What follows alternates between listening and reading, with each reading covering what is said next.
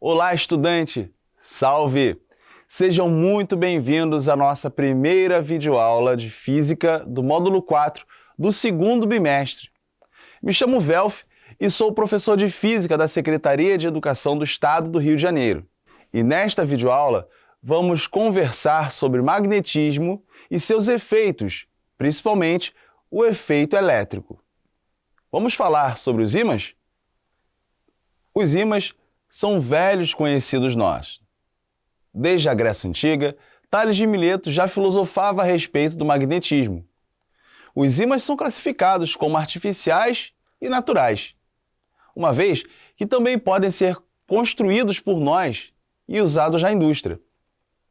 Os ímãs artificiais são mais vantajosos por terem maior poder de atração e formas moldadas de acordo com a necessidade. A matéria possui importantes propriedades magnéticas que podemos relacionar a seguir. Quando você tiver um objeto imerso num campo magnético e ele produzir um campo magnético oposto, essa substância é classificada como diamagnética. Por exemplo, nós temos a água, cobre, ouro, prata, mercúrio, cloreto de sódio, hidrogênio gasoso e nitrogênio líquido. Já substâncias paramagnéticas são substâncias que, quando imersas num campo magnético, produzem uma mesma intensidade de campo, ligeiramente maior que o campo magnético inicial.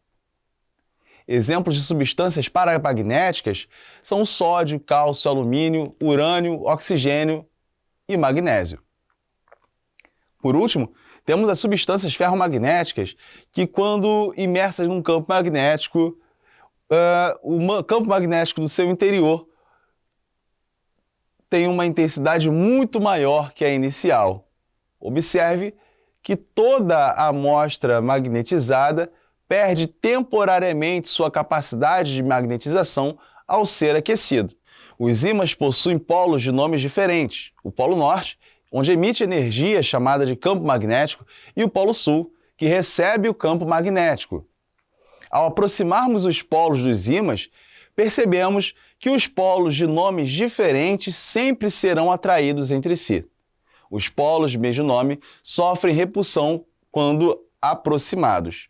Não é muito conveniente considerar a Terra um ímã gigante, por causa do seu campo magnético.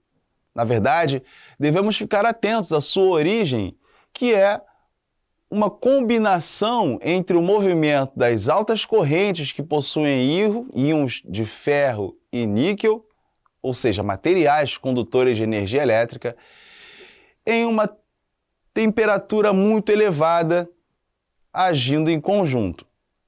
Esse poderoso campo magnético gerado pelo centro da Terra protege nosso planeta contra as radiações solares, funcionando como um escudo. E a aurora boreal é uma manifestação visual da interação entre o campo magnético terrestre e a radiação solar. Hoje o campo magnético é usado principalmente em bússolas analógicas. Vamos falar agora sobre o campo magnético. Em 1820, o dinamarquês Hans Christian Ørsted, que nasceu em 1777 e morreu em 1851, percebeu que a agulha imantada de uma bússola sofre deflexões quando próxima de um fio por onde passa uma corrente elétrica. Ørsted reparou que a agulha da bússola apontava normalmente para o norte geográfico quando o circuito estava desligado, porém defletia quando a corrente elétrica fluía no fio.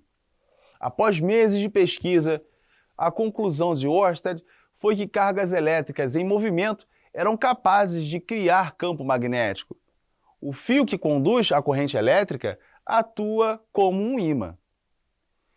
Isso mesmo que você ouviu. Um fio que passa corrente elétrica gera campo magnético. Veja essa figura. O campo saindo ou entrando no plano. A força, a velocidade e o campo magnético são vetores que podem ser representados por setas. Porém, quando essas setas estão paralelas ao plano da folha, fica fácil representar. Mas como faremos caso esses vetores estejam entrando ou saindo desse plano? Para ajudar a identificar o sentido do campo, basta usar a regra da mão direita. Quanto à intensidade do campo magnético, ele é o valor do campo magnético gerado pelo fio condutor e depende de algumas grandezas importantes. A primeira delas é a distância entre o centro do fio e o ponto que será medido. Como o campo é circular, adotamos R como um raio de um círculo para representar essa distância entre o fio e esse ponto. Note que mais perto do fio, o campo magnético fica mais intenso. As unidades estão representadas na tabela que você está vendo agora. O vetor indução magnética é o campo no centro da espira. Ele possui as características abaixo: direção normal ao plano da espira, sentido dado pela regra da mão direita, como na figura 4. A intensidade do vetor B no centro da espira é dada pela expressão abaixo. Na figura superior, temos uma espira com corrente estimulada por um gerador. Na segunda figura, observa-se um campo circular em cada ponto do fio interceptado pelo plano. Repare uma linha única simbolizando um campo magnético resultante. Solenoide é uma bobina longa, isto é, um fio condutor enrolado em hélice cilíndrica. A corrente elétrica que percorre o solenoide gera um campo magnético cujas suas linhas de indução são mostradas na figura ao lado. O sentido da corrente designa quem é o polo norte e quem é o polo sul. Os campos magnéticos estão representados pelas marcas deixadas nas limalhas de ferro, como vemos na figura. Dizemos que quando a corrente entra no solenoide, gera o polo norte e na saída da carga elétrica do condutor, gera o polo sul. Ações entre condutores retilíneos, paralelos e muito longos, fios paralelos dotados de carga elétrica, geram um campo magnético circular em seu entorno. A interação desses campos podem atrair ou repelir, dependendo do sentido da corrente elétrica no interior do condutor. Por exemplo, na figura mostrada, vemos que a corrente do fio entra ou sai do plano. Podemos perceber que a corrente nos condutores da figura tem a mesma direção e o mesmo sentido, e os fios são atraídos entre si. Já na letra B, as correntes são contrárias nos fios paralelos, o que induz forças de repulsão. Caro estudante, chegamos ao fim da nossa videoaula. Nesse vídeo, tivemos oportunidade de falar sobre ímãs e suas propriedades.